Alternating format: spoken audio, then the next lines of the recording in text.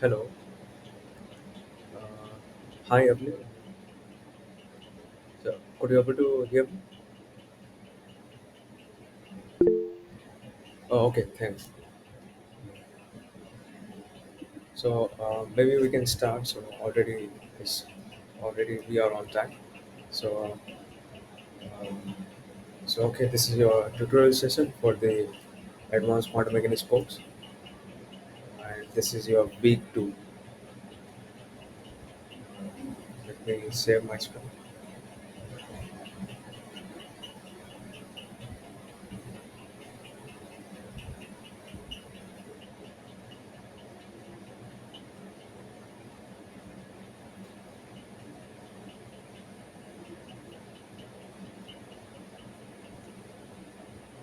Okay.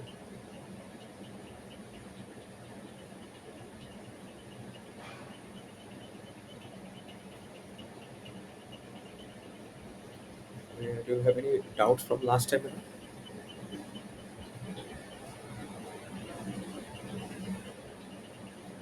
Okay, so fine. So we can move on. So today we'll mostly try to discuss about coherent states.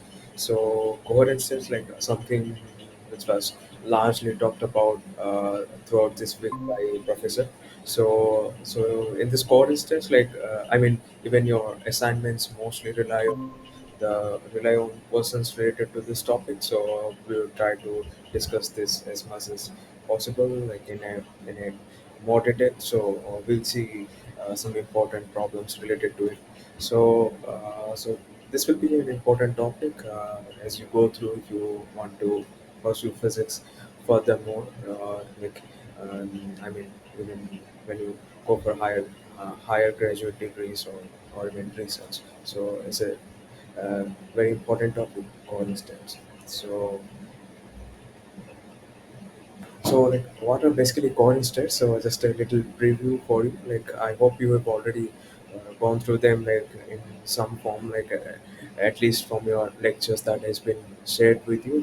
Like, so this is your week 2 is running. So the lecture videos are already out. If someone has not followed any of those, like, please go through them. So there, professor has explained about coherent states and also about other topics. So, uh, what is coherent states basically?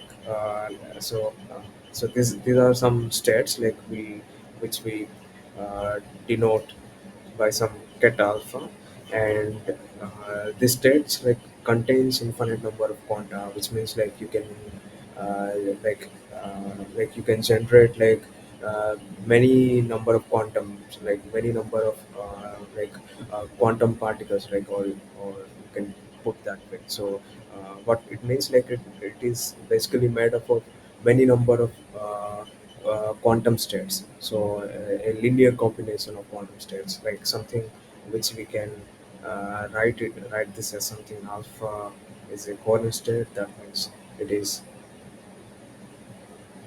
made of some n number of some n number of quantum states. So it can be like indefinite amount of quantums, or n can go like till infinity. So you take infinite number of quantum states and their eigenstates basically, and you uh, line them up in some linear combination, and that forms some form of coincident. But not just that, there are more to it. There are important features, important properties about quantum this coherent states. And also you will see that this coherent states, these are your eigenstates of annihilation operators.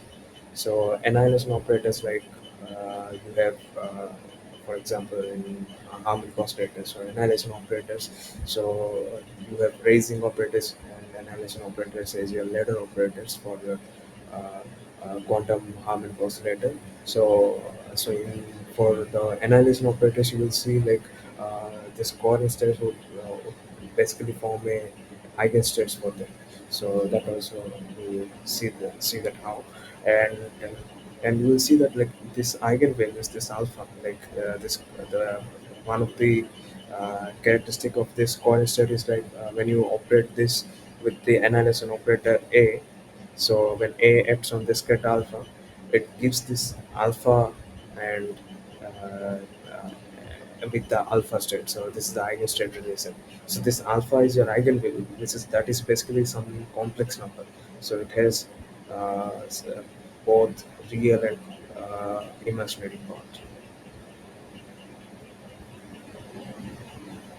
Like for example, the annihilation operators of quantum harmonic oscillator. So like how do you write it? Like you like for ground state, when you operate this annihilation operator on ground state, that basically gives you zero. So that I can write something as zero of zero. There is no problem in it. Like you can always write it this way because when analyze an operator x on ground state, it is obvious from our quantum harmonic oscillator course, you know that like that doesn't exist beyond this state. Below it, that doesn't exist any other state. So that is the end of it, like the ground state. So when you add ground state with this analysis operator, so this gives you something zero. So that is zero gets zero, and this is something gives you impression of this zero is some form of coherent state, or that is the eigenstate of or a lowering operator or the annihilation operator A. So that is some form of coherent state, and also like we'll see that again. And to have those coherent states, one of the important tool that you need is a displacement operator. So a displacement operator basically something when you operate on ground state, or operating that on a given state, that basically generate a state of linear combination of many other states. So we'll see that like how like we will be basically look into a specific type of coordinate states. Like for if quantum harmonic oscillator is given, like we will operate this. This is a operator d alpha on ground state, and it could give us uh, some some linear combination of states 0, 1, and so on. So like there are like these operators like are sometimes also you will say like they come in other form, like people call it a squeezing operator, and also when you operate this. So the thing is basically what this displacement of squeezing operator does, like it can change the number of quantum states when you operate, or it can increase the number of quantum states, or it can increase the number of quantum states. So, and like for harmonic oscillator system, like we write the displacement operator as like this exponential of uh, alpha a dagger minus alpha star a. So a dagger and a are your basically your operators. Raising and annihilation operators, and alpha is a complex number, like as I just told you right now. So, and similarly, like you can write the same displacement operator in this exact same form like this. You can see you have two such forms. So, like how you can write this, like if you are writing this displacement operator in this way, so to write in the form which is given right down below it, so you can use one rule. So here I was actually using this rule. So when you apply this rule to your first form of displacement operator, you get the displacement operator which is below it. So like what is this rule? This rule is basically like it's given by Becker, Campbell, Ostov. Like these are name of person. So like propose this formula. Becker, Campbell, Ostov formula. So what it says, like when you're doing normally, like when you work with exponentials, like for example, you write something exponential of a and exponential of b, and so what does this product of this exponential will basically give you something exponential a plus b, or yeah. So or also like when you like divide this exponential, so you like a minus b. So such things are not uh, valid here, because this time in the argument of exponential you do not have any complex numbers or real numbers or any number. This time you have some operators. Basically, in standard representation, they are matrices. So, like this A some matrices, or that is itself some operator, and A, B, these are matrices. So, if the small a and small b, which I have written here, if uh, this does not hold true, if A and B are matrices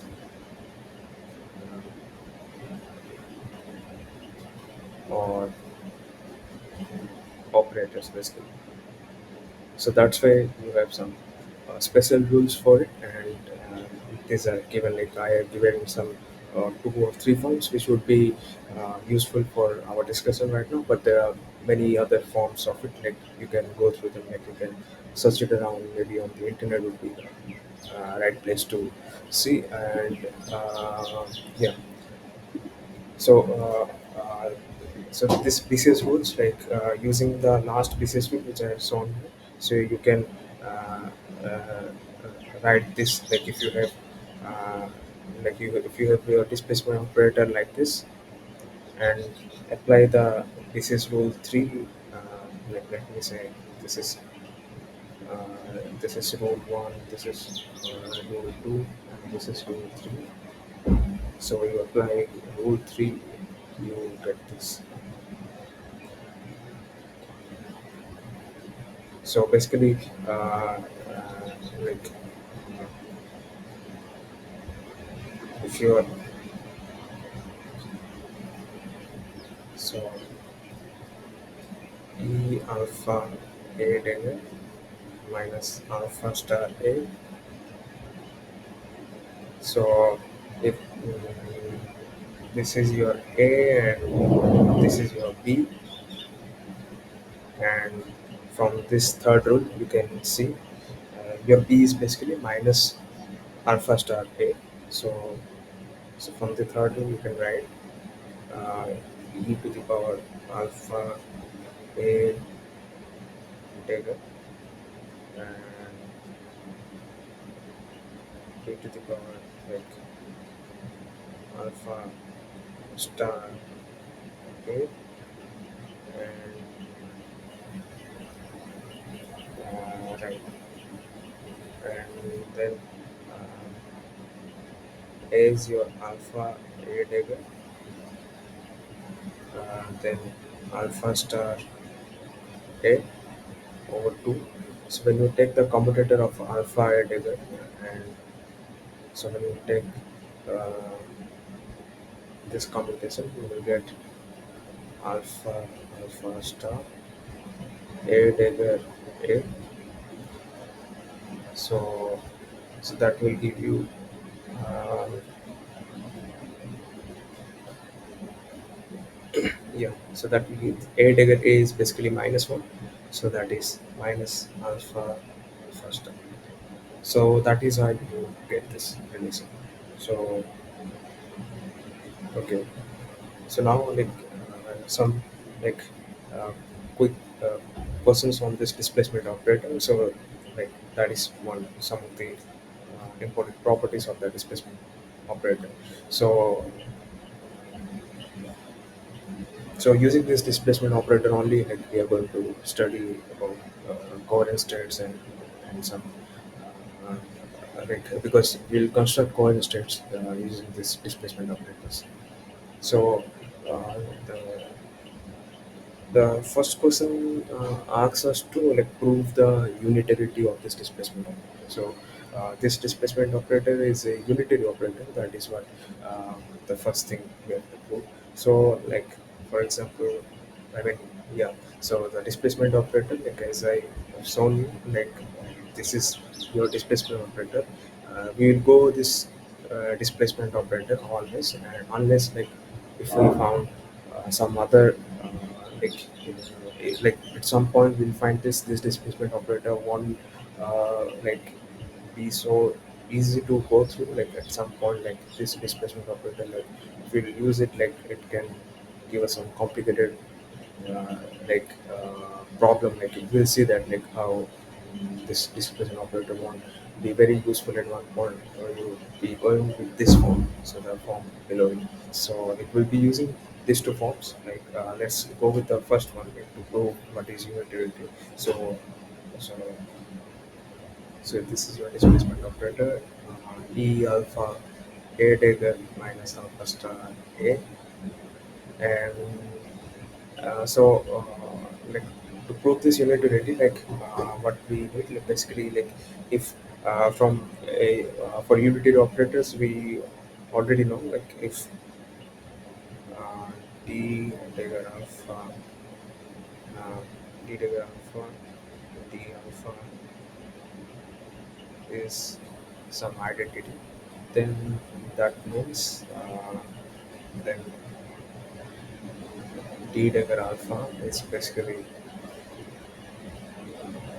d alpha inverse. So if you take d alpha dagger, then that is d alpha dagger minus alpha star a dagger. So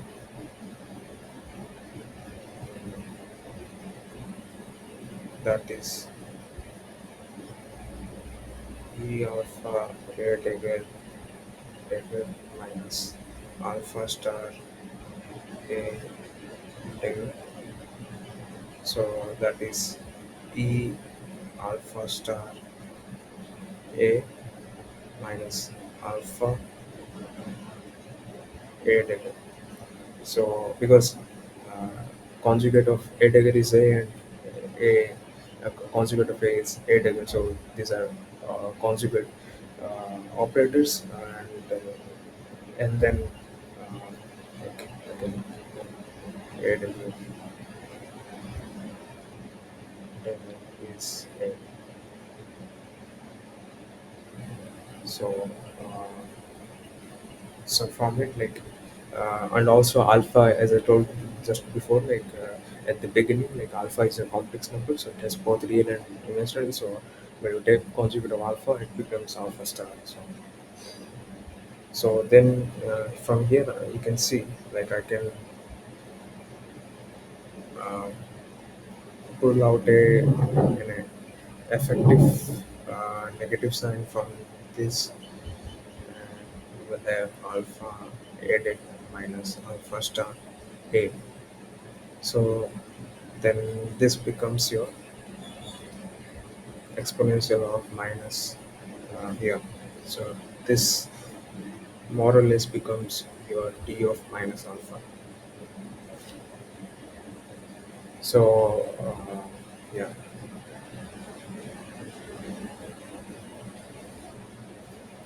so so now like for unitarity, like we want this to be identity. So d alpha dagger, and uh, so you can check from here. Like,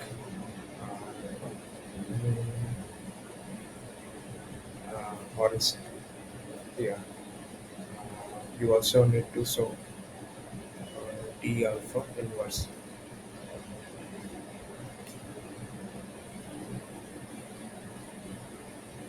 So from d alpha inverse, like you will do the same process, like, and you will find it like this will also give you d of minus alpha.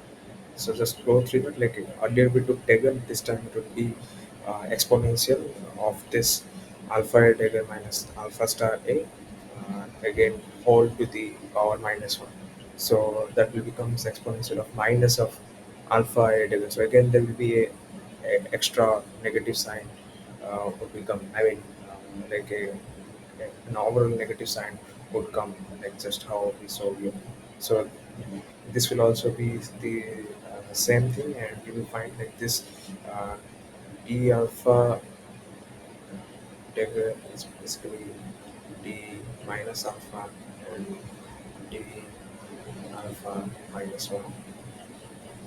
So that is what uh, it, like finally it becomes like you can say your d alpha dagger uh, is equal to d alpha inverse. So that means this implies d alpha is your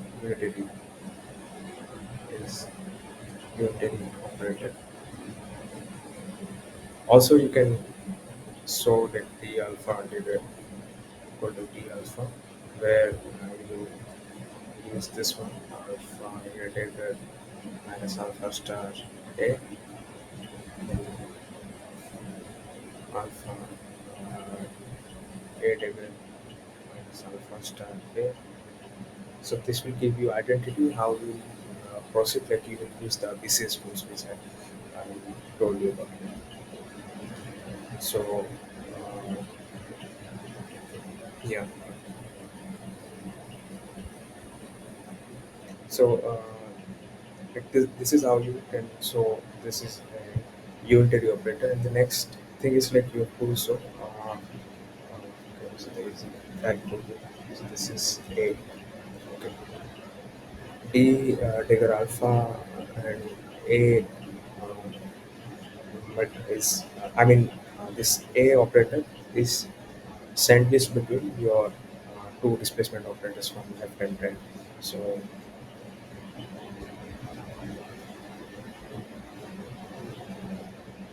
like, everyone is getting. Is there any problem?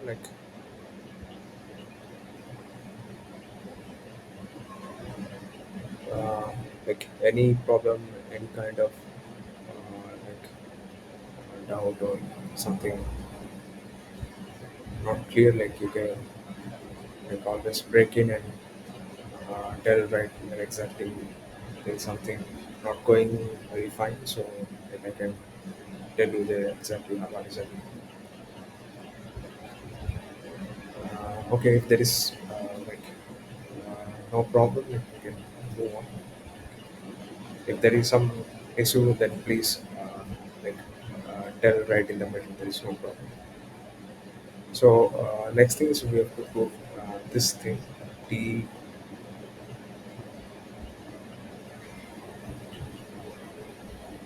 So yeah.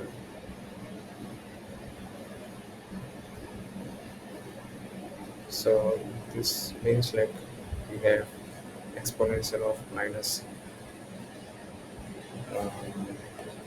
like what we have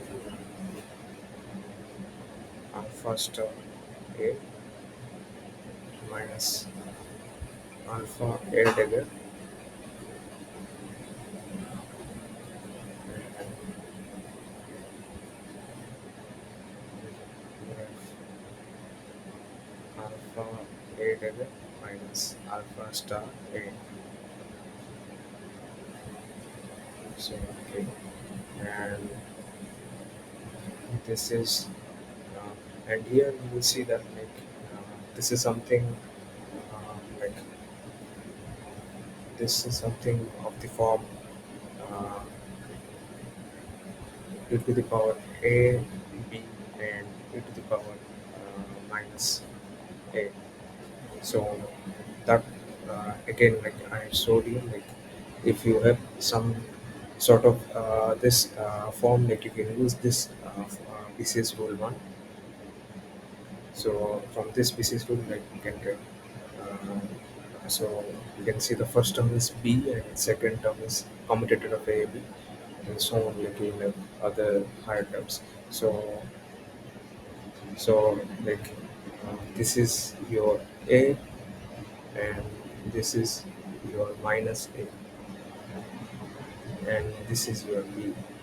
So from the relation above which I just showed you, so from there you can write.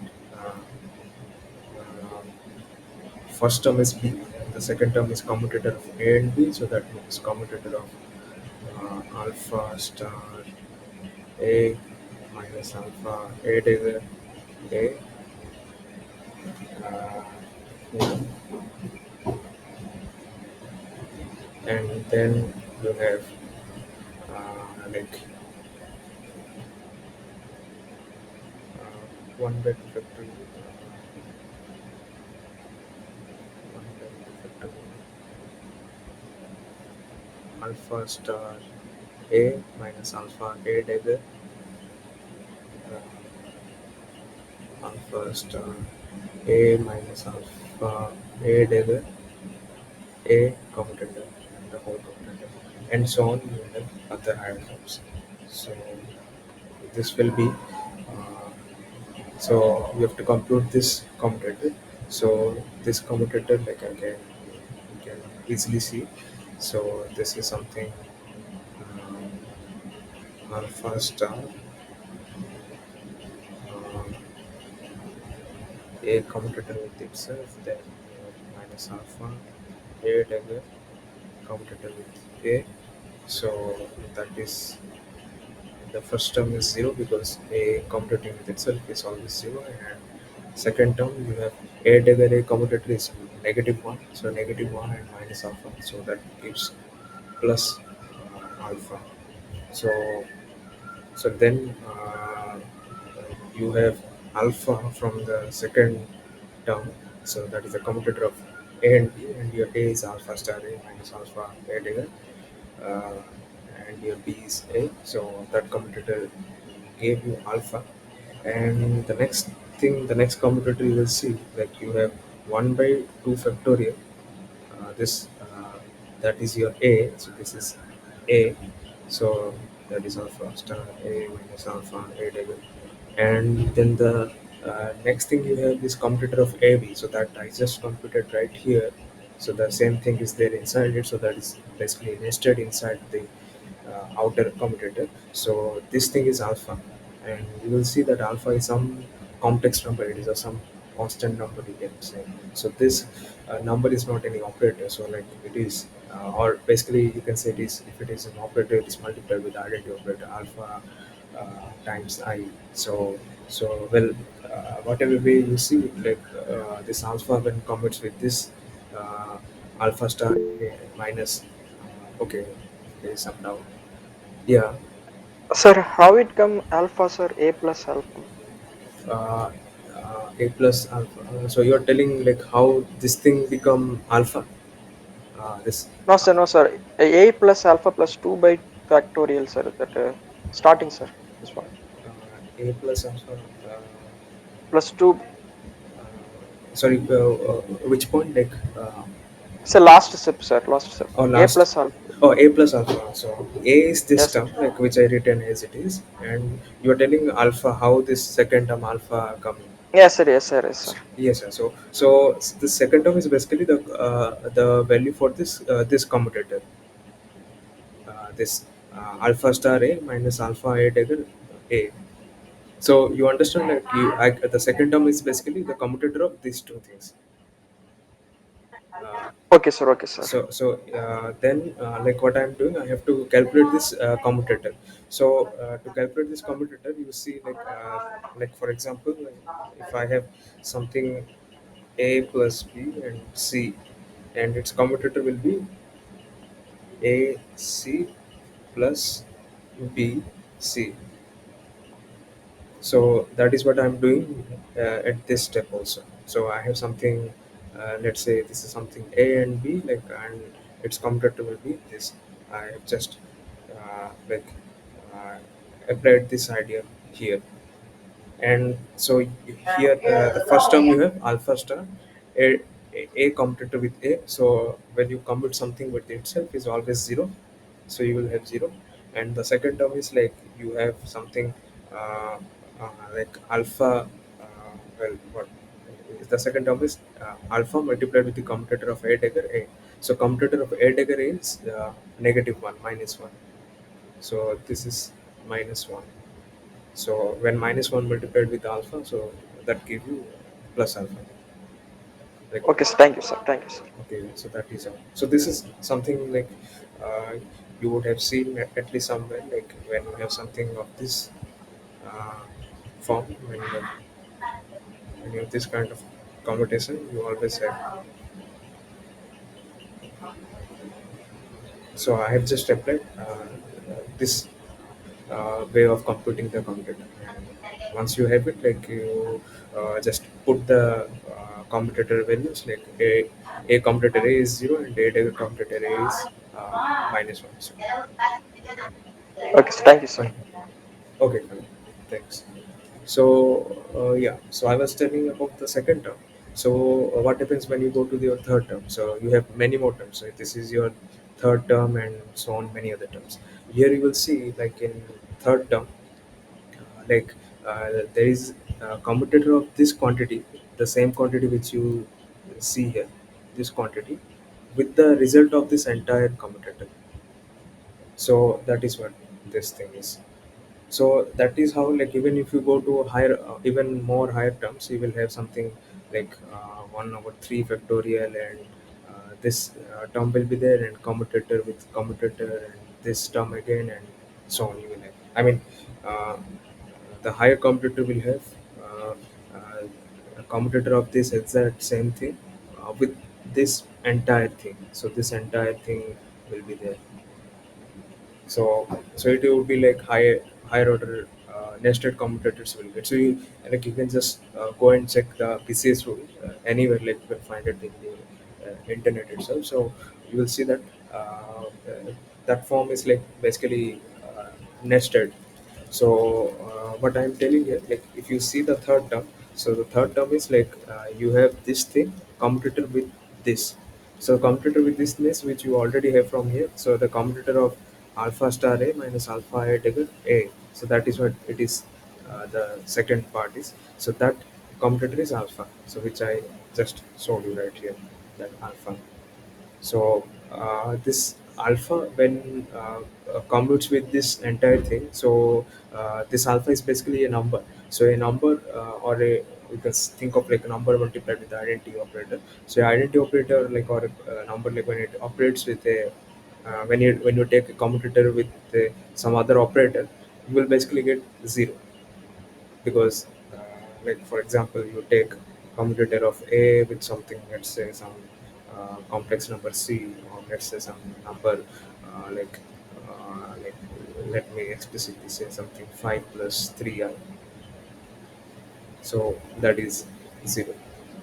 So yeah, so that's why, like, the third term will go, and so on. Like, if you would see, like, all other higher terms will also go, that is also 0.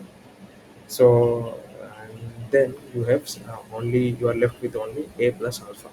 So that is why, like, you have this result, d dagger alpha A, and d alpha is basically your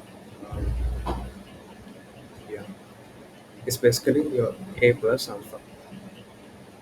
So, and same way, like, you can show the last part also, like you have uh, d dagger alpha. This time you have A dagger d alpha. So your d dagger alpha is alpha star A minus A alpha A dagger A dagger. So you just have to repeat everything. Dagger alpha star. So just repeat everything. Yeah, you replace this A which is here with A daggers. This A and this A. So so here first term you will have A dagger, the second term you will have alpha star A minus alpha A dagger, and again you have A dagger, and then alpha 1 by 2 factorial, then you have this term, and then commutator of uh, that term, A dagger.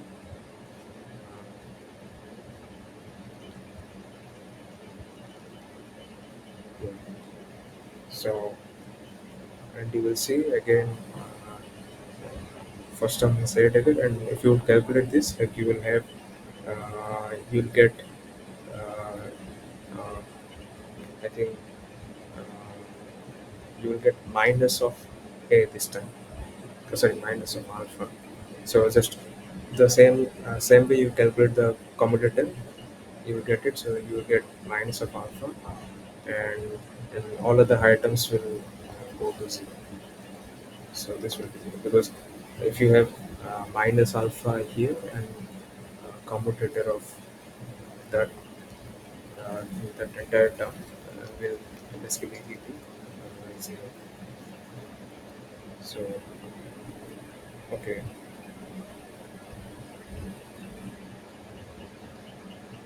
Uh, so the third also, like you can see how it is becoming.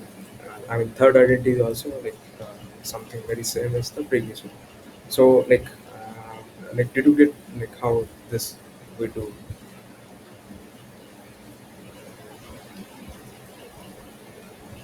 or is there any doubt? Like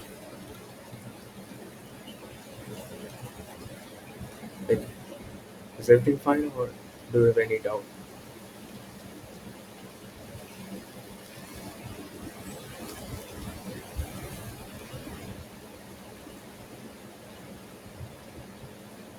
Sanjeev, it was like fine. It was clear to. Yes, sir. Yes, sir.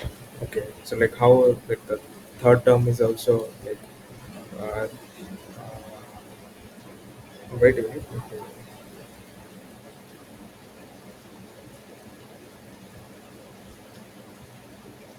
Okay, like this is not d a dagger minus alpha, so this is actually uh,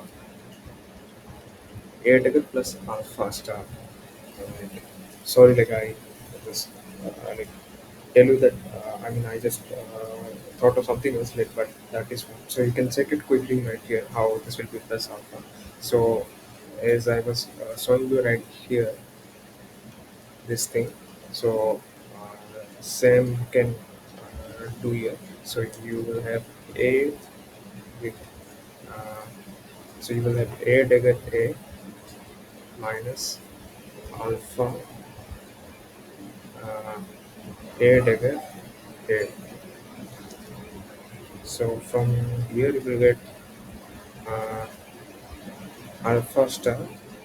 Uh, uh, so this is a dagger alpha star uh, one. Yeah, one mistake. This is a okay. So this thing is one, and this is zero. So you will know alpha star. So just replace like what I did earlier. Like I took this B to be A. Now you just repeat the same thing by taking B to be A again. So that is what I mean the change. I mean everything. Rest of the things will remain the same. So these are some like basic properties like of this displacement operator. Now we'll go on to like see how this displacement using this displacement operator will see this coherent states. So so here like a coherent state alpha created in the following way. So you have some alpha. You have this coherent state which we call ket alpha, and that is created by acting this d alpha, this displacement operator, on the ground state. So this is your ground state.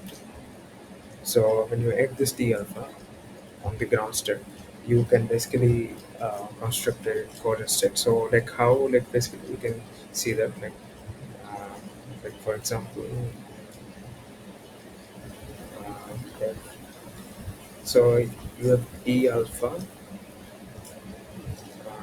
d alpha, a dagger minus we are first check it that this what the form is.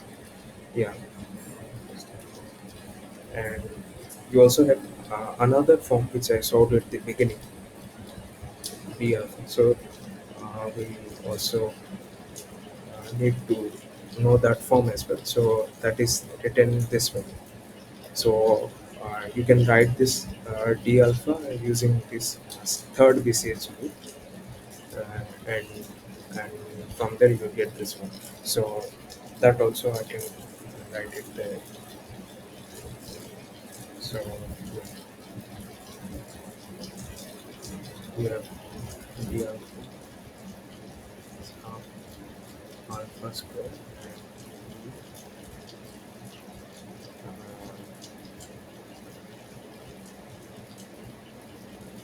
alpha a data alpha star a.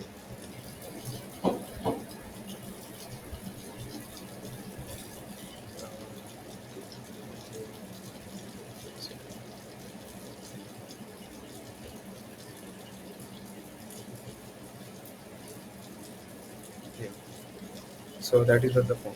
So this mod alpha square, which is written here, that is basically your alpha times alpha star. So that is what like I was telling you how can you solve this relation. So this is basically your mod alpha square because alpha is a complex thing. So when you multiply with this complex onto it, that is basically your absolute square. So the first thing you have to show like how you are basically constructing alpha by acting this d alpha on ground state. Now you will see like if I would take this uh, like exponential of alpha a level minus alpha star a and act on the ground state, then like how will you do that? Because this is now your exponential operator, and a dagger and a are operators in the argument of this exponential. So like uh, uh, one way to do this is you can think of you can expand this exponential operator. So that is like identity operator plus alpha a dagger minus alpha star a. Like I'm just simply expanding the exponential operator 1 by 2 factorial alpha a dagger minus alpha star a square and so on. Just I've expanded this exponential operator and then you have to ground this thing. So like this is simple. This is expansion. 1 plus x plus x square by 2 factorial and so on.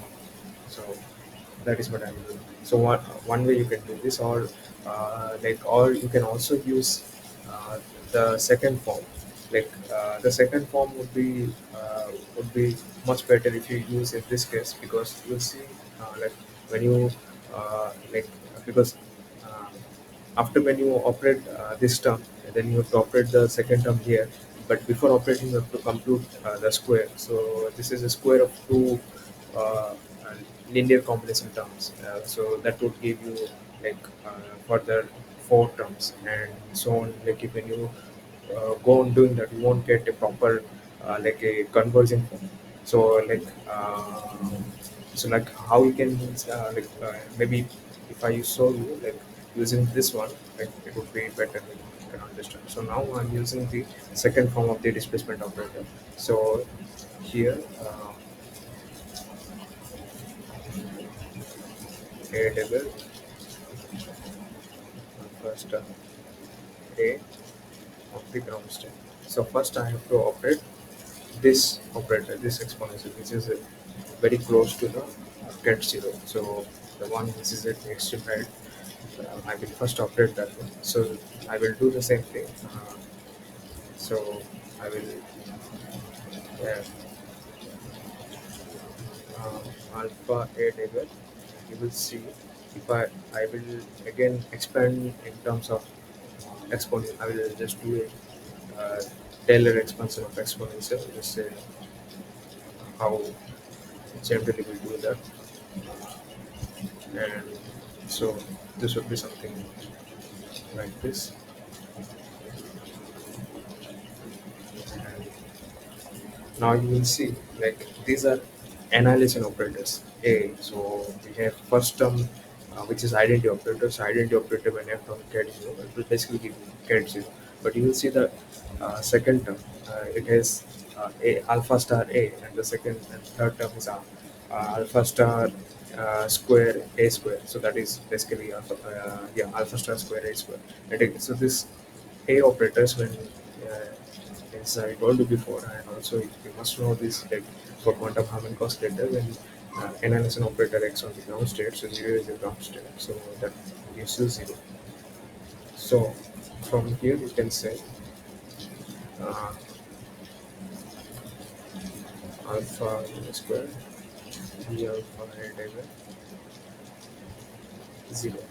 So only the first term will give you cat zero, and all other second terms when act on uh, zero will give you zero. So then again you will do for same thing. You will operate with this thing. So you will have alpha square and same thing you will do here. Alpha a dagger plus alpha a dagger square of 2 factorial. So it's zero. So here you will see like when you operate. Uh,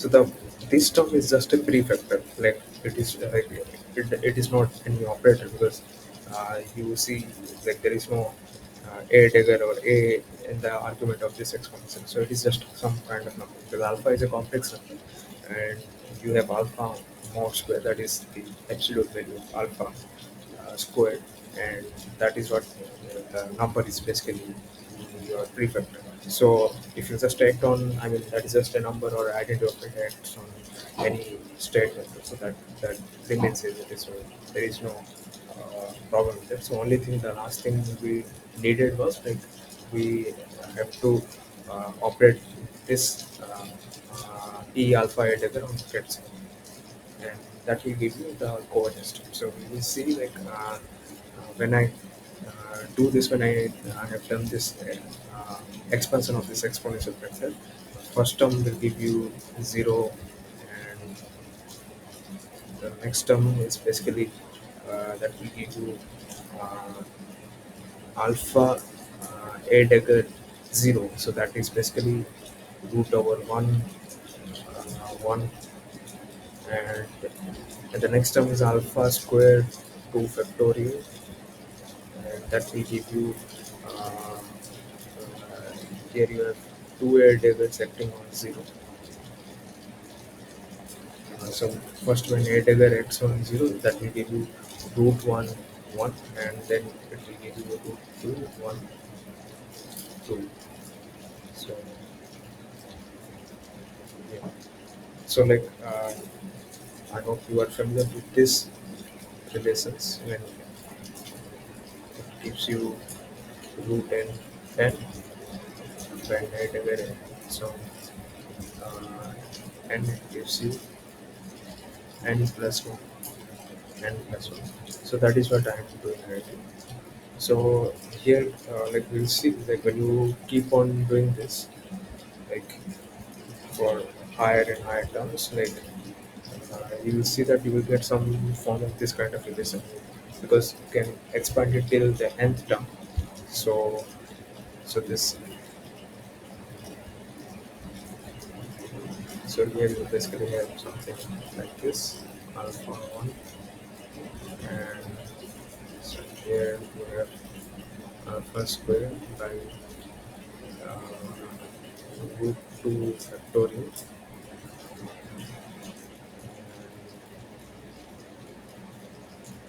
Similarly, you will have alpha cube to check the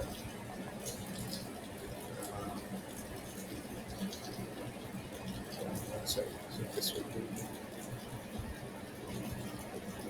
uh, 2 and 3. So when you like go on doing this till the nth term, you will find this would be alpha to the power n over n factorial, and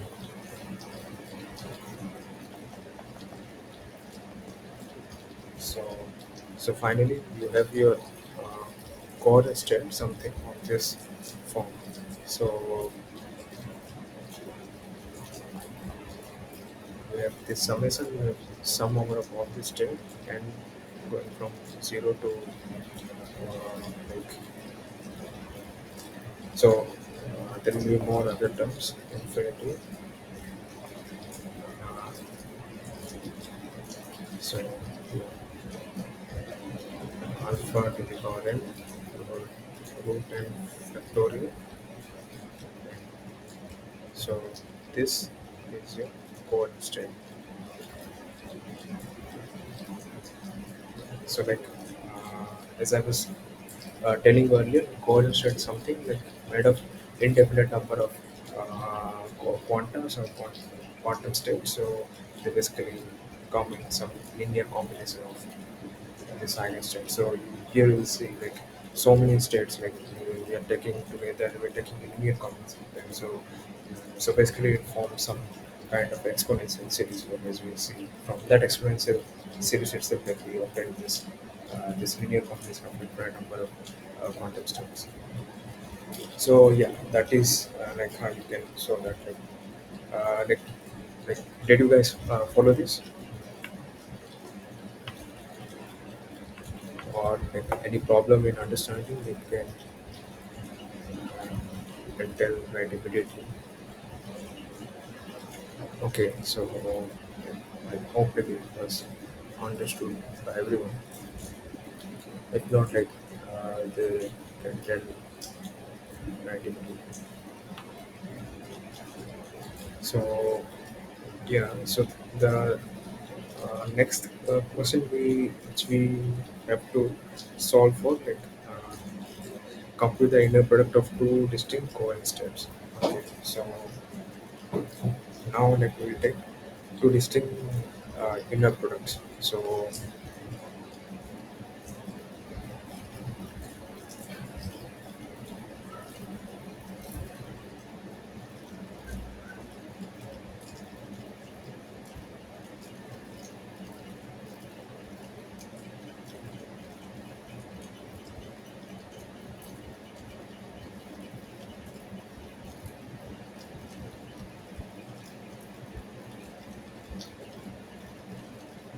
okay, so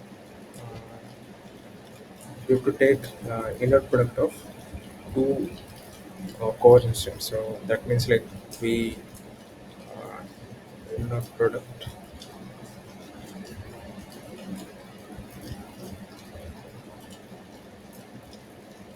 inner product of alpha and beta. So these are alpha beta two covalent states. So their inner product is something which we want to calculate this thing. So like for alpha, like as just we wrote, we can write the same thing back again. Alpha square summation n going from 0 to infinity alpha power n factorial get n. And similarly, we have beta that is half of beta square and 0 to infinity beta to the power n root n factorial n. So now like we want to do this complex conjugate of get alpha. So that is bra alpha. So that like you can write it as you can you have to take the complex conjugate of this entire thing. So so basically complex conjugate of this and this. So so the first term is like the first factor exponential of uh, minus half of alpha square. So that is its complex conjugate will remain as itself because mod alpha square gives you some real value number. So that is as it is, and you have summation n equals to 0 to infinity and alpha to the power n. So that is important. Alpha is your complex number. So when you take complex constituent, you will have alpha star and then to the power n root n factorial and yeah, and then this get n will become ground and right. So since I'm using like n index for this alpha, so I can use some different index for beta because I cannot use the same index. So, because these are two independent set of uh, coherent states. So this is m to the power n. This is m. This is m. Yeah. So so you can think of like we have two independent harmonic oscillators, and out of which we are creating two sorts of like coordinate states. Like for one state, like we have like I mean for one quantum harmonic oscillator, we have states m1, m2, and 3. These are all eigenstates, and similarly for other harmonic oscillator, we have ket n1, ket n2, and all this other, I mean, this eigenstates for corresponding to alpha constant. So, so now like you can see that alpha and beta inner product. So, like the first term will be equals to the first vector is this, and then you have summation of m going to 0 to infinity and summation of n going 0 to infinity and alpha star to the power n and beta to the power m and the square root n factorial n factorial and so so now from here like you can see this this thing over here that is your basically delta and because this brine and cation are basically your eigenstates of your harmonic oscillator, and we know like this eigenstates of harmonic oscillator like they always come in normalized form, like they form an orthonormal set, they form an orthonormal basis. So that's why like when you write the inner product, it would be that delta n, or it would be like yeah, it would be always delta n. So that means like they will be one if we are taking the inner product of the same state itself. So that basically means they are normalized. And if not, we are taking the inner product with some other state, then that would give you zero. That means they are orthonormal states. So they are basically orthonormal set. So delta like yeah, and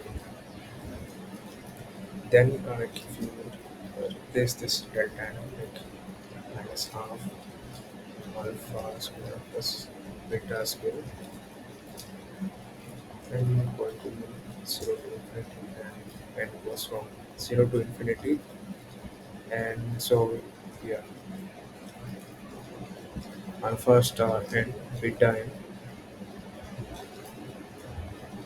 and factorial and this is you have delta n and this delta we know like from Kronecker delta definition like it will be either 1 or 0 like that is what the orthonormal condition. So like it can be only one if both the indices are same. So n equals to m. So alpha square plus beta square. So both like and because both the summation are same, if I'm taking m equal to n, and now you have alpha star beta to power n, and uh, so root n factorial and root n factorial that basically gives you n factorial. Yeah. So now you just have uh, this term right, and so from here like you can say is half alpha square plus mod beta square. Then uh, then this thing over here you will see that basically forms an exponential of alpha star beta, because this is basically your exponential series. So like what I just said you before also, like this exponential series, like they always captured in this coordinate state, because from there only you get this infinite number linear combination of this state. So again, this vector also becomes exponential of alpha star beta, and so then I can write it as yeah. So and like for let's say if I would have started with this beta alpha, then my result would have been something this. You can check the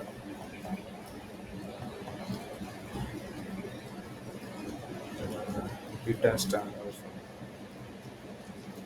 Yeah. So when if I take alpha beta alpha, so this is basically square of the inner product of alpha beta.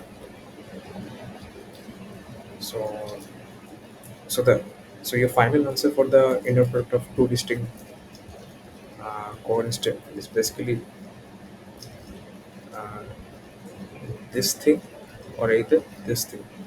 So it depends like which way like you're following the convention, but its inner product square would be this thing, which like I'm doing right here. So this thing will become uh, minus alpha.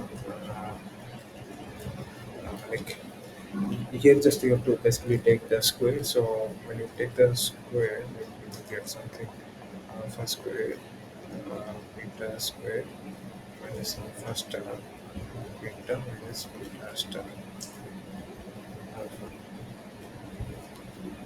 So just you have relation for this and relation for this, and you just substitute them and you get this, and yeah, and that basically like you can you can see that this is effectively mod of alpha minus beta square. So yeah,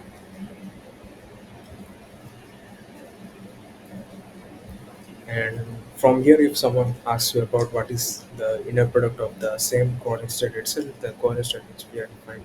So if you would see, like if I had something like I had alpha beta equal to this minus alpha minus beta square. If I have something, if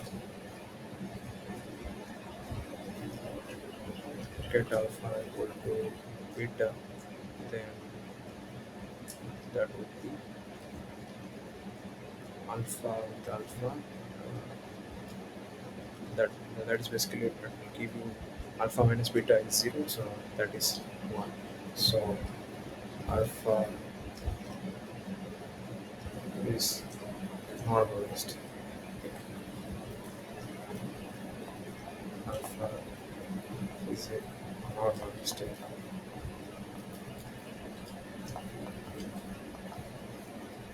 Yeah. So that is for this thing, the inner product of two distinct coordinates. So did you people follow this?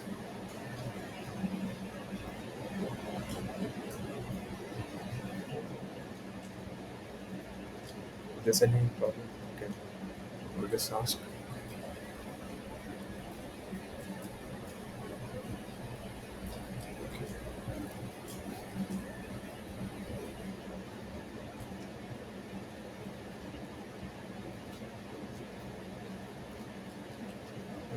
My screen is lagging a bit, so let me like reshare my screen.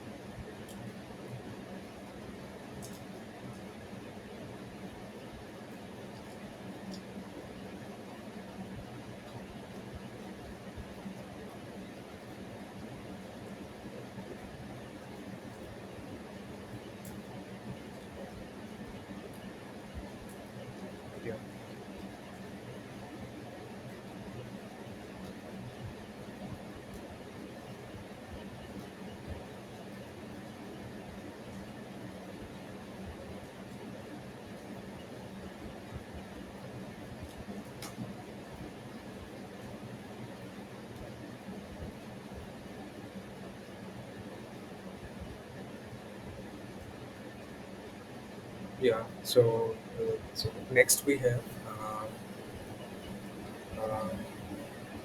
so after like computing the inner product, like the next question we have calculate the mean number of contact in this coherent state. So as I told you, like in this alpha coherent state, we have like many linear combination of quantum states, some infinite number of quantum states. So that is what this coherent state sources. Now, if I would ask like how many number of quantum states on average, like how many number of quantum states they do have, in order to know like like for example, if we have a quantum harmonic oscillator, so there will be average number of quantum states for each given Hamiltonian. So if we have some other Hamiltonian for some other system, like so corresponding to that, like you will have a coherent state, so we'll have a different displacement operator. So like the displacement operator which we are showing it right here, it is for the quantum harmonic oscillator. So we have something exponential of alpha a minus alpha star a together. So something of that form. So a and a together. So if we have some other like a pseudo system, like a system of like spin off angular momentum system, like you have there you will have s plus s minus operator. So you will have displacement of operator or something of exponential of s plus s minus, and then there you will have the I mean that displacement operator when you operate that in on some ground state, then again you will get some kind of coherent state.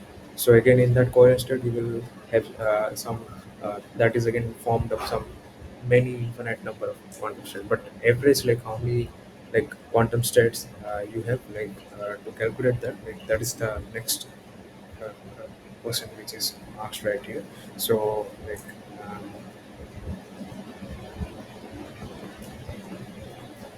uh, so the yeah next question is uh, you have some coordinate state. You are asked to calculate the average number of. So this gives you mean number of quantum. That is your average you have to calculate. So now you can see that like how what is your n for harmonic oscillator. You know n is given as 8 array. So yeah. So uh, if you calculate this alpha and alpha, so that is basically a of a divided a. Sorry, this is alpha a divided a alpha, and you know like when since like at the beginning also I told you like this alpha are basically eigenstates of lowering operator. So uh, this alpha coordinates are basically eigenstate of annihilation operator. So even here also you can uh, check like even at the I mean in the discussion I told you like uh, here. So when I was like operating this e exponential of alpha star a on zero, that was giving me like uh, something like alpha star a zero, that gave me something zero zero. So that is get zero. So that is the nature of eigenstate. Like for example, if you have some e to the power ih like in general like something, if you have something I by h bar h denoting some n step, so you get something e by h bar en n step. Like when n are basically your eigenstate of h, then this is what something to do. So here also when zero is the eigenstate of a, then that is basically uh, so that I mean uh, zero is the eigenstate of a, so that can be also shown this way. So like it's not zero. Like you can see like alpha also forms your eigenstate. So like, you can prove this well. This a when x on alpha, it gives you alpha and alpha. So and alpha, you know, like which I used it over and over again. Like, this is your alpha. So you add a on this thing, and when you operate, uh, like when you operate a on this alpha, so that means a will act on this, and you will find it like this entire thing basically become uh, alpha of get alpha. So like you can check that this forms your eigenstate. So then from here like you same thing I will do. So this is alpha is your eigenstate. So I can write uh, this thing is a of alpha complex conjugate a of alpha. Like I have just complex conjugate this part. I mean, uh, like when you go from step two to step one, you will find it like how this becomes. I mean, I've just changed the position. I took the complex conjugate. So when you take a alpha to the conjugate,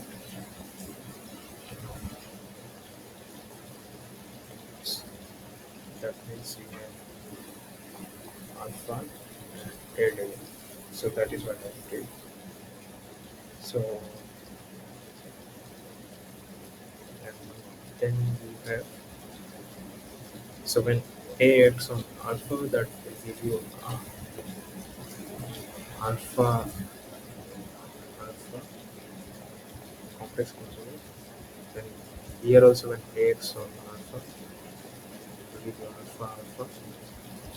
Then you take the complex conjugate back again. So this will become alpha and alpha star alpha alpha. So that is basically your mod alpha square alpha and alpha. And this is identity. Like just before we saw like this is your one identity. So that's why it becomes alpha squared. So that is the average number of quantum particles that you can find in this coherent state. They will have coherent state for this quantum numbers. The same you can find it for any other system also. So yeah. And you can also you could have also found this average by taking this entire definition of alpha, because this is the very explicit definition from which we can prove everything. Like again, which I was said, you can prove how a alpha are the eigenstates of analysis operator. So when a x or alpha gives you alpha, alpha. So from here also you can show that thing that you can or like so alpha and so this will be a little uh, like long process to go through, but you will achieve the same answer here. Like to alpha square m and so you have some alpha star the power n, so you have alpha and factorial m and so yeah, and when you know since n episode and it gives you and so and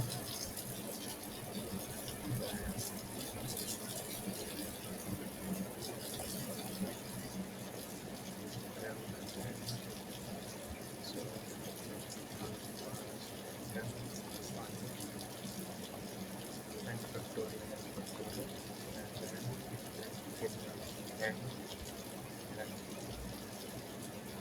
So this is again like you got the same form like just before, like how I was explaining this part. So this one right here. So same thing here. There also you get a delta function and you can follow the story calculations in the same way, and you will find that you will at the end you get this alpha square. So this is so we follow the rest part like how this will go. Like this is a bit like a long way to go through, but again we will complete this ultimately very fast. And then uh, so okay, so you got this part like how the mean how the average is calculated for this number of data, or any doubts or any problem that you can.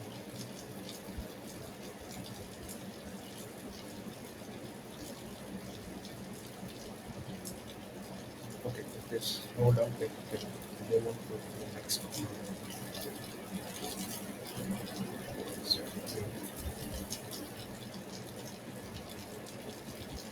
next is like we have to calculate the average of position and position square and momentum and d square and all these quantities in this alpha, this coherent. So that's like how we calculated the average for this number of letter n. So that is the mean number of quanta. So same way we have to calculate for the average of all these quantities, this position and momentum. So yeah, like that, and also like we see that you can for to calculate that you also need to know the this form of position operator and momentum operator, and also we discussed in the last tutorial session as well, like we were using this form of position operator and momentum operator, which are basically expressed in terms of ladder operators, that is raising and annihilation operators. So yeah, so we'll be using them like again and solve. So yeah,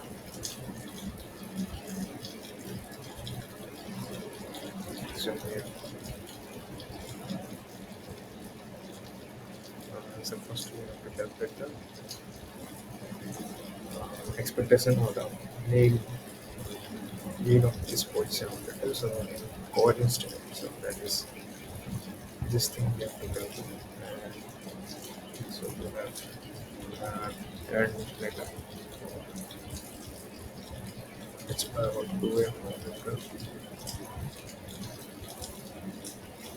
uh, a plus a acting on alpha,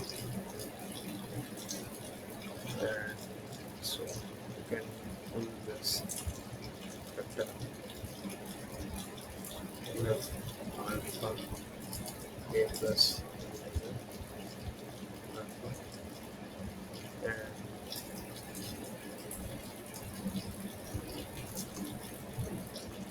so again you see that you have two terms, alpha a alpha plus alpha a delta alpha. So yeah, when a acts on alpha, so that gives you alpha of alpha, alpha get alpha. So it's equal to m omega. So from here you will get alpha, and from here you will get alpha star. So just as I like told you before, like if you have alpha a delta, that is basically a of alpha altogether, that is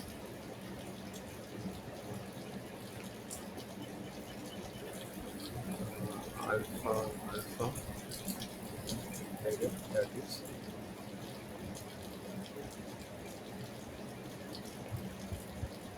alpha star. Yeah.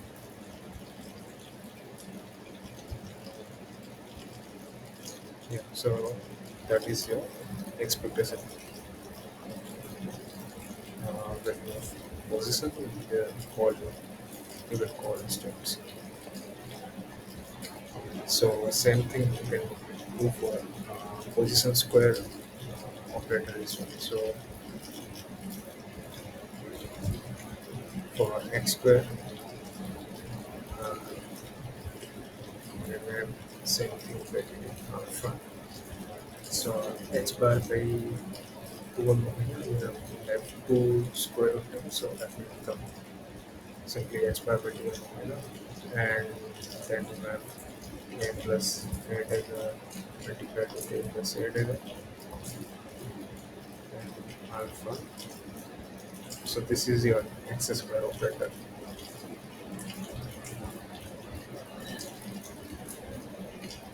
So we have alpha. Yeah, take this outside and inside I have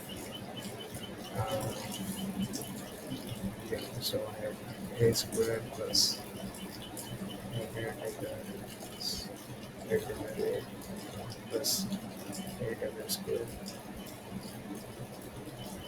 alpha. So I have alpha a square alpha plus alpha a dagger alpha plus alpha a dagger a alpha alpha a dagger square alpha. So yeah. So you find when you solve this, like when this a x on this, it will give you like something a square alpha and alpha, because there you have two a, one a when you have drawn alpha, it will give you one alpha, and the other a will give you another alpha, another yes. So this is alpha. So that is alpha square, and here you will get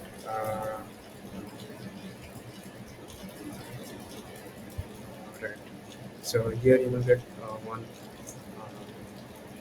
alpha and alpha star, and here you will also get alpha and alpha star. So this is alpha and alpha star, and here you get alpha star square. So this is one. So like you will see that like finally you will get something one plus alpha plus alpha star square. So,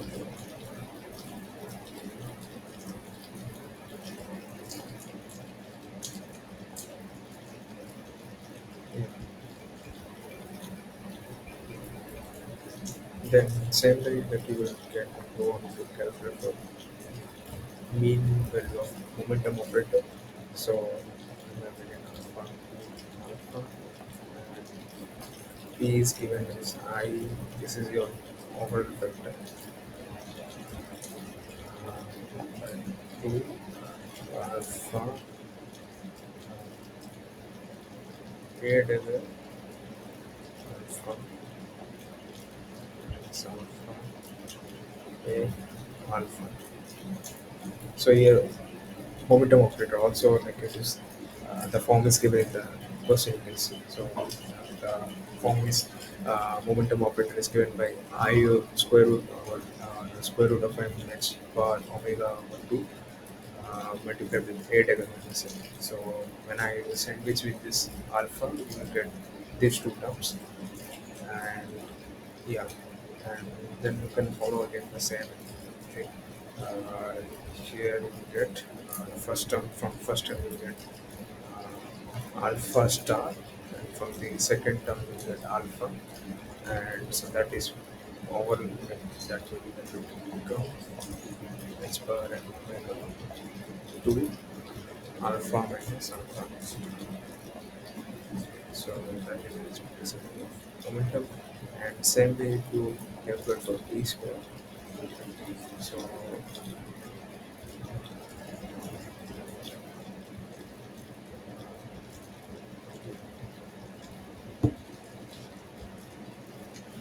So for p squared, like,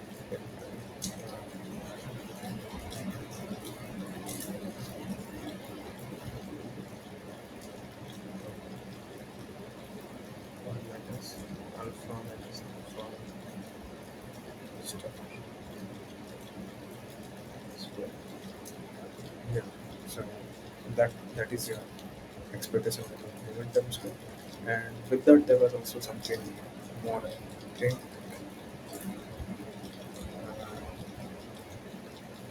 So the minimum uncertainty. Consequently, so the minimum uncertainty. So like uncertainty, like I hope like you all are familiar with how to calculate that. So like from uncertainty in position, like we know that is something uh, x squared expectation minus x expectation square. So we have the relation for this. So you will find it like this will become x bar over 2m over. And similarly for momentum also, you will do the same thing. You will get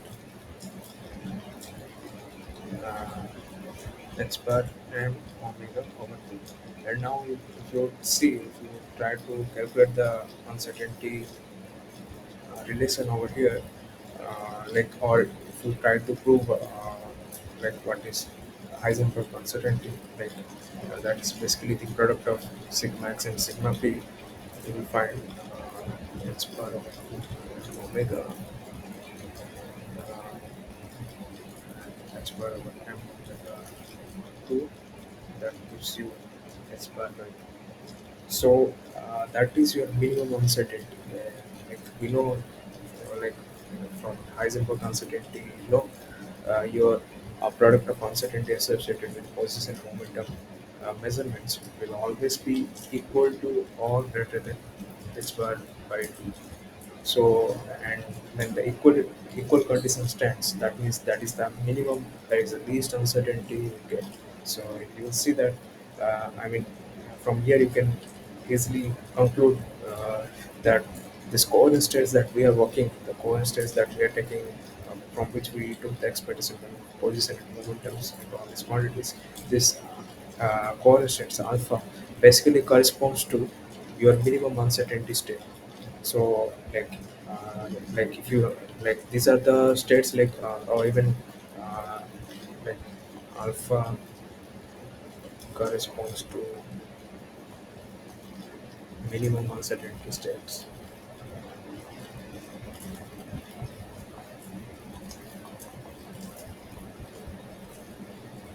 So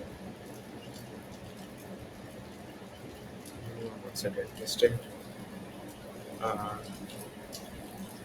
or like uh, they correspond to classical classically behaving states, classically behaving states.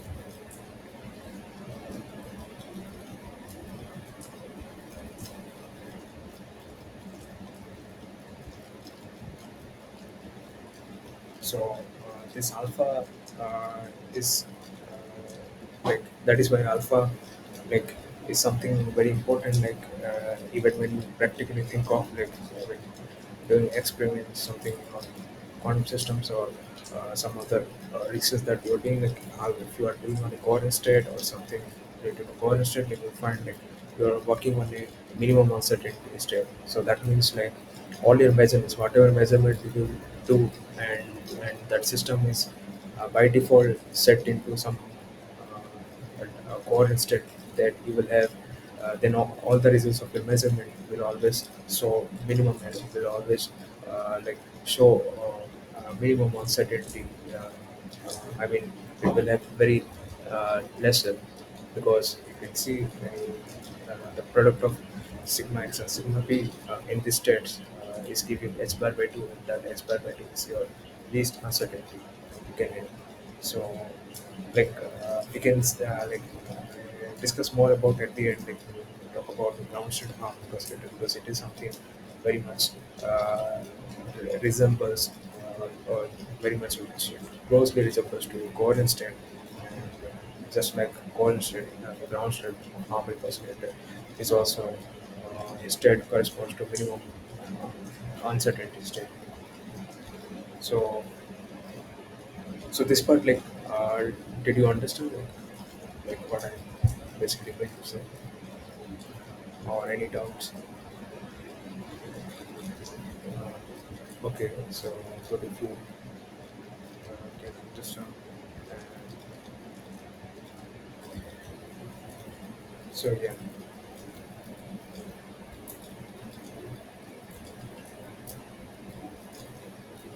uh, like in general, coordinates are expressed as alpha n going to 0 to infinity is in. So that is what I've been telling you so far. Like these coordinates are linear combination of infinite number of states. So this is how we write it.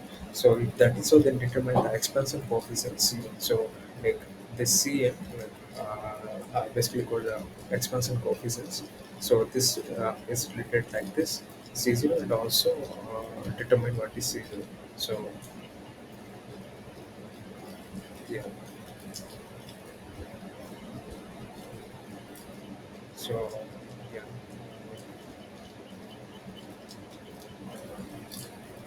So if I do ask to calculate like if get alpha is generally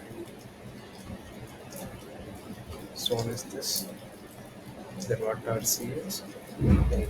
So to calculate C, like for example, for in general, like if you have any state and like something, you have A0 phi 1 plus A1, yeah, this is A1, so phi 2, A3, phi 3. So this is a linear superposition state. So in this linear combination state, you'll see that like you have phi 1, phi 2, phi 3 are some eigenstates, and in order to calculate its corresponding expansive coefficient, that means if someone asks you to calculate what is A1 or A2 or A3, which are expansion coefficients. So you basically will do, like for example, if someone asks you to calculate what is A2, that is the expansion coefficient corresponding to phi 2, then you will take phi 2 acting on sine, so that will give you A2. So similarly, if someone asks you to calculate like expansion coefficient corresponding to phi 3, that is A3, so you will do yeah, phi 3 with sine, that will give you A3. So similarly, in this question, we are asked to calculate what is Cn. So Cn we have to calculate. So same idea you can do. You have to basically um, take the inner product corresponding to nth state. So because we have to calculate n. So when you do this, you will get what is your Cn.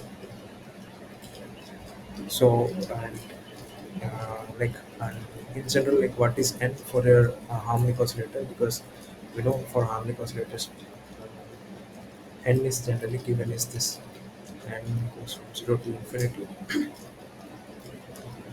a divided to the power n and root n factorial,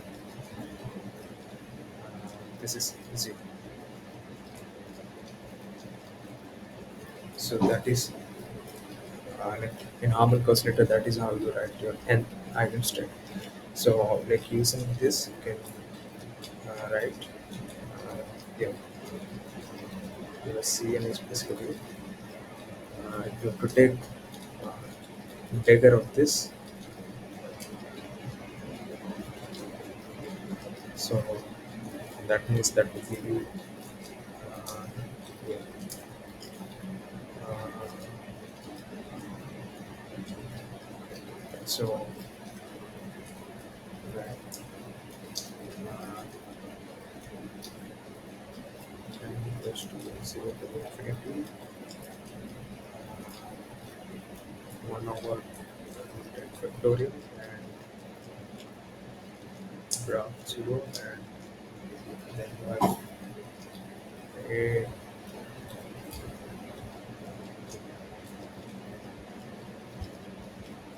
okay, so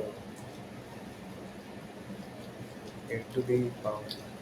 and so a dagger, when you take dagger, uh, then check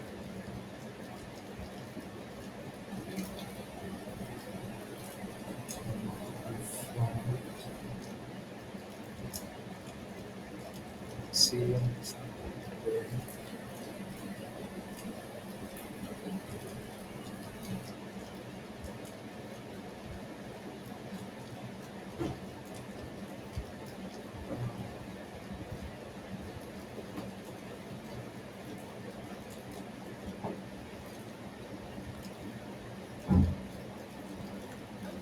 I'm checking like whether the n which is given like it is that against it like I mean the n against it how it is expressed in for harmonic oscillator. Like we need to be sure for that. Uh, so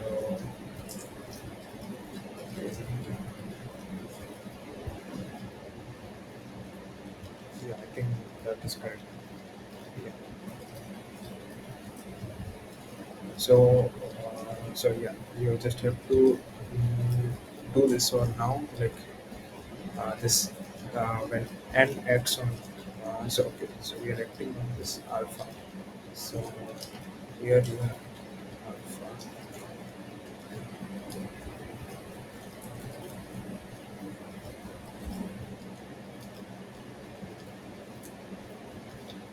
Okay.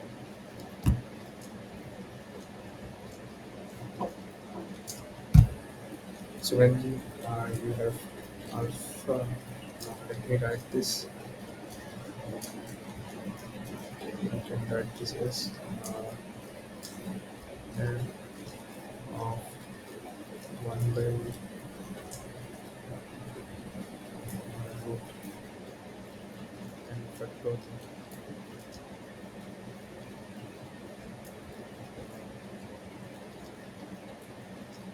This is like a dagger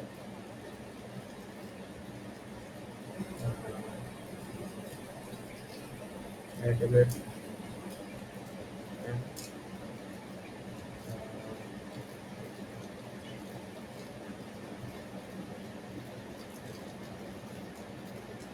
this is 0 of that or that. So so there is no summation right here because we are talking about only nth state. So for nth state, like you will have only like nth eigenstate. So nth eigenstate is given this way. So uh, like when you like basically want to generate more number of states, so you will have the summation. So like for summation, like we were using the uh, like exponential series, like which I showed you about for the coherent state alpha. But when I'm talking about only single nth eigenstate, so you here you will have just this one. So then that is clear. Okay. And from here, you just take the inner product, and from here you will get 1 by 210 factorial, and from 210 factorial, then you have alpha to the power n, and alpha to the power n, then you have 0 and alpha, and that is this is something if you call it 0, you can calculate this C0. So because in question that is what asked in that way, because it is kept in the form of C0, so that C0 corresponds to the inner product of get this bra 0 and alpha, and here you have alpha to the power n factorial C0. So that is basically your Cn, which you get when you do this operation, when you take this inner product. So yeah.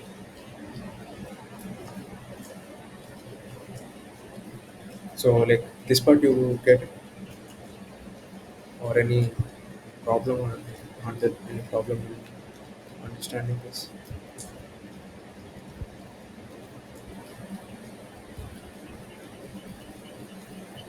So did you get this one? Uh,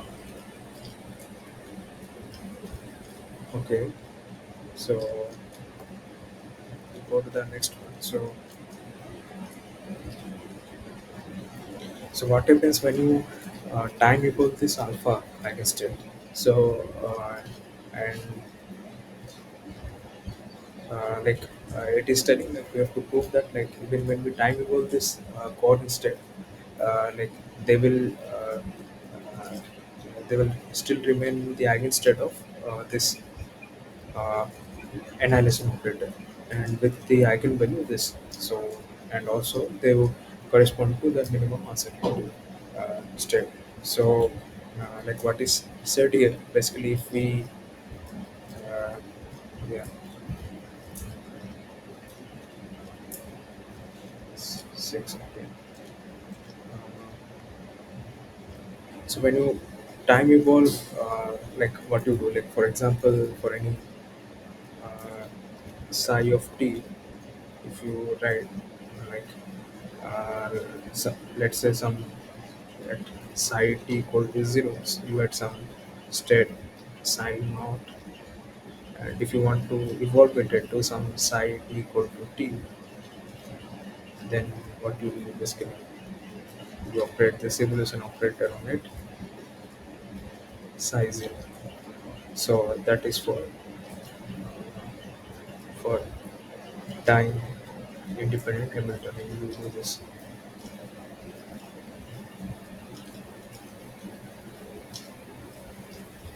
So similarly for alpha also we can do that, and we are working on like uh, harmonic oscillators, quantum harmonic oscillators. So corresponding to quantum harmonic oscillator, we can take the Hamiltonian, which is time independent, and we can like write similar kind of uh, this evolution operator. So this exponential of minus I by h per h t. So that is your evolution operator. When it acts on this, it will give you minus I by h per e zero t size. So same thing if psi zero is also given some linear combination like something let's say a one phi one plus b one phi b two phi two, and like let's say we do such states. So psi t will be a one. You will act this operator, this evolution operator. When you act it, you will get something.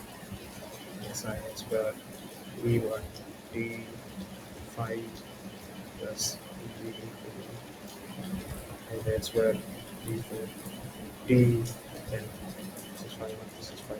So that is like good. So same way that if I evolve my core step, I would do the same thing. So like, I would so I would operate minus I by h bar uh, h t on alpha. And what is alpha? And alpha we know is we have shown like many times before, like uh, or like alpha, like I think we can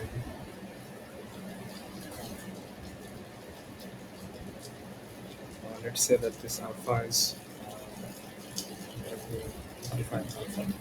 To simplify things, I'm just keeping alpha. Just this right here, C and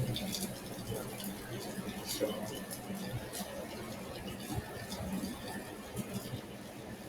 so I have like summation and 0 to CA, and so when you operate this evolution operator, you get something equal to 0 infinity Cn to the minus I En t over h bar, and so then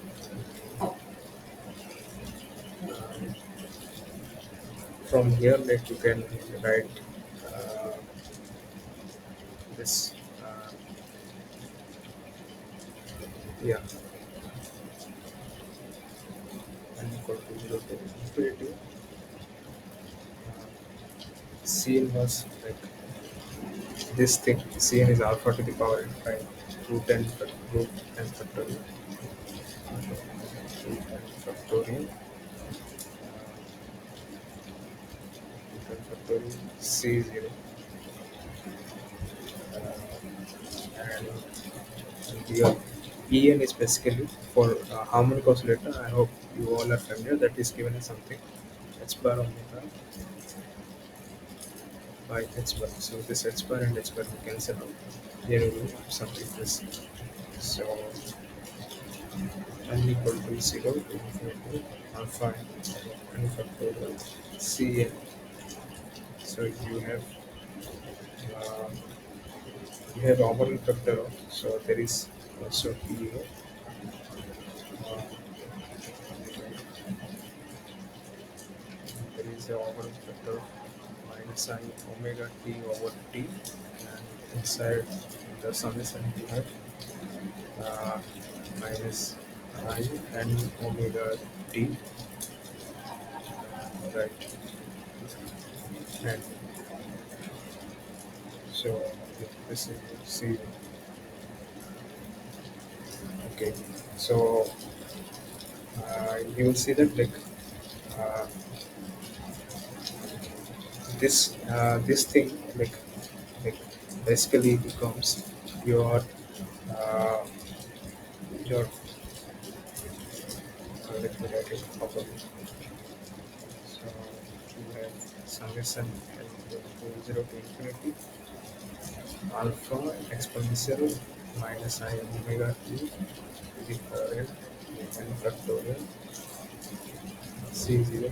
And so this C0 is earlier like as we were using like that is your like normalizing factor. So that basically is minus alpha square by 2, like which we were using like again and again for the coherent step you can check that. So this is effectively that normalizing factor.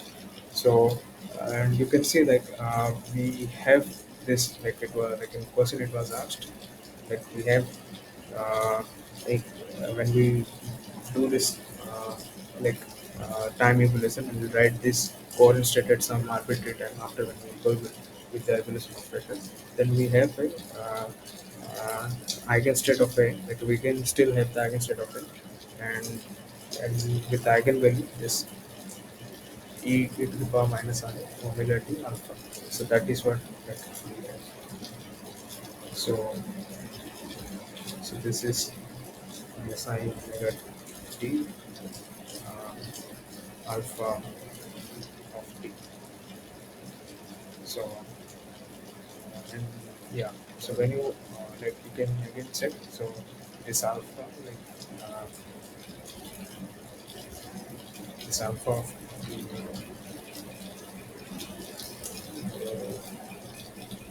that means yeah, this is alpha.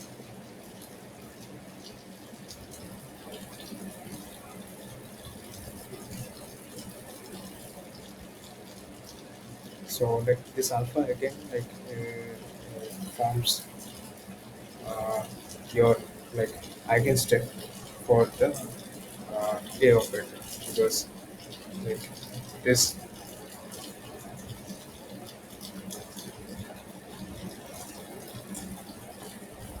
this is still there.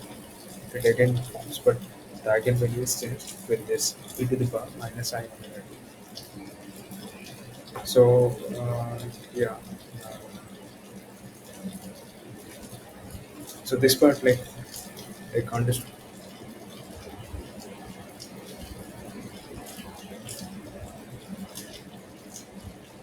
like or any doubts like you can ask anything not clear anywhere like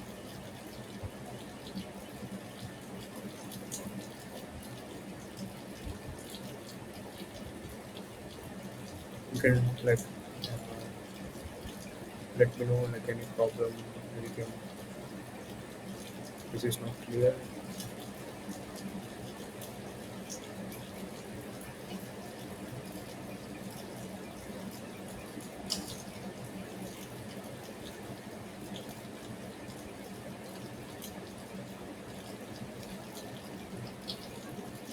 So if it is clear, like, we can move on to the last question.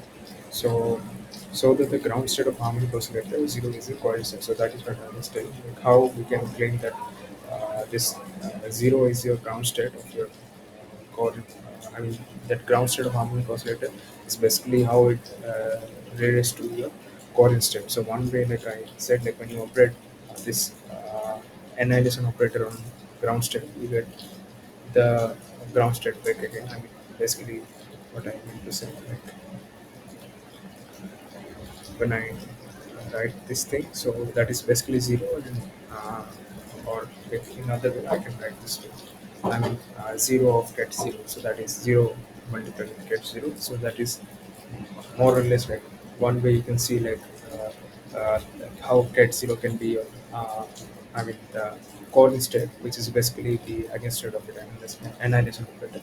But more importantly, it should also follow the other features or properties of the core state, which is like it corresponds to minimum uncertainty state, and uh, yeah, uh, it also uh, yeah, minimum uncertainty state, and that is basically something related to your classically behaving state.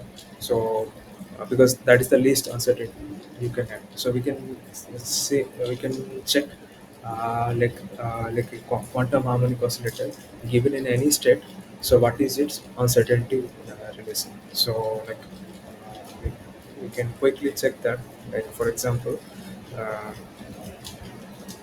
let's say we are in like we know for a quantum harmonic oscillator, for quantum harmonic oscillator, uh, this is the this is the Hamiltonian eigenstate relation for quantum harmonic oscillator. So n is your normalized eigenstate, so as we know already. So if we want to check the uncertainty in position, so first we need to check what is the uh, expectation of position operator and also position square. So again, like you will do that, like you will find it, like you will just take the form like as we took like uh, uh, the h bar over 2 and omega and so on, like a plus a negative, and so you will find like this will basically uh, so this will basically give you zero, because when you operate a, so on n, so that will lower because a acting on n is the root and n minus one. So a negative, so n plus one, n plus one. So like the similar like computation we did last time also, you can check that. And so again, like when we check for momentum, we will find for momentum also. Uh, so let's omega by 2, so I is there, and here minus a, and so here also you will find this will be 0. But when you like check for x square, and with a normalized eigenstate of harmonic oscillator, you will get something x square to be like uh, something a square plus uh, a dagger. I mean, I mean this is when you do this for the x square, right?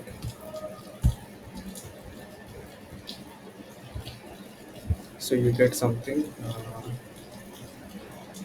like 2n plus 1, uh, 2n plus 1 h bar over 2m omega. And similarly, when you do for p square average, you will get something 2n plus 1 some m omega h bar by 2. So, so this will overall give you sigma p. So when you calculate that, sigma x square is again x square minus x square, and sigma p is here again uh, p square minus p. So when you do this, like you will get uh, like something 2n plus 1 square h bar square by 4.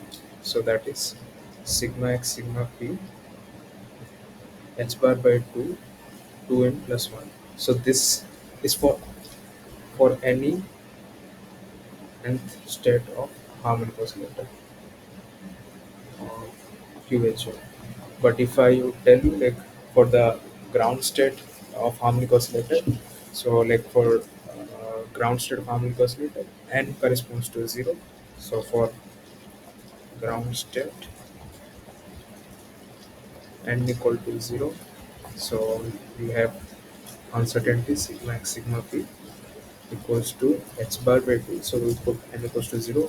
So that is n uh, so 2n is 0. That is you are left with only a factor of 1. So that is effectively h bar by 2.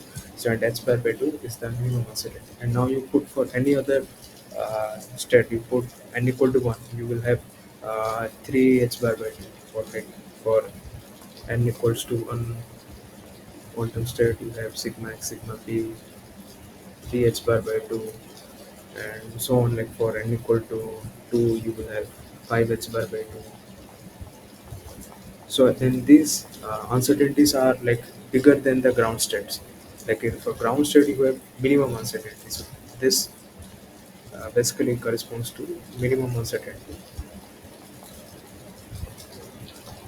So that is what the like the claim was all about. So the claim was like if this zero ground state denotes if this is a coherent state, then it must also have this minimum uncertainty condition. And we can see here it's when you check the uncertainty in position and momentum, you get h bar by 2, because again it falls from Heisenberg uncertainty relation.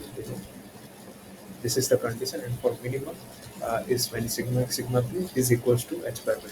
So so that is why like you can say like this ground state you can prove like why it can be coordinate state. So that is how you do it. Like did you understand the idea? Like is it clear for you, or some problem in understanding, or any issue you can tell right here? It's clear. Clear. Okay. So like any other problem, like anything if you are facing with the, I mean, uh, understanding some concepts or any problems, any assignment questions, so like you can try to clarify, because uh, like when you move further like into your course, you will see a lot of many new things will come, like many advanced topics you will encounter. So these are some basic things you need to know. So okay, so like we are running out of time, so we can discuss anything more like if it is not clear for you right now, and also like if there is some quick questions we can discuss immediately if there is any doubt here. Like like any other doubt, like anything you want to say or any comments, or everything was clear. Like did you understood everything? Okay, so if you people are like, uh, having having no doubt at this moment, then we can stop right here. And, okay, so okay, let's meet next time again in the usual time.